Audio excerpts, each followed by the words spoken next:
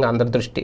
ఒక్కసారిగా మళ్ళీ వంగాగీత గ్రాఫ్ పెరిగింది అనే ప్రచారం అయితే జోరుగా సాగుతుంది. కారణం ఏంటి అంటే నిన్న మొన్నటి వరకు పవన్ కళ్యాణ్ గారికి సపోర్ట్గా ఉన్న వర్మ కాస్తంత వెనకబడ్డారు. అది ఎండల కారణంగా ఆయన బయటికి రావట్లేదు, ఇంట్లో ఉన్నారనేది ఎవరు పట్టించుకోవట్లేదు. కానీ వర్మ ఇంతకు ముందుతో పోలిస్తే జోష్గా తిరగట్లేదు, ఏదో తూతూ మంత్రంగా మాత్రమే తిరుగుతున్నారు. మొదట్లో పవన్ కళ్యాణ్ విషయంలో 1,00,000 మెజార్టీ సాధిస్తాం, పవన్ గెలిపిస్తాం అన్న వర్మ చేయాల్సిన ప్రచారం చేసేసాం, టాలీవుడ్ నటులందరూ వచ్చేస్తున్నారు, మొత్తం పిఠాపురం అంతా సందడిగా నెలకొంది, ఎలాగైనా పవన్ గెలిచేస్తాడు, ఇంకా మనం చేసేది ఏముందిలే అని సైలెంట్గా అయ్యారు.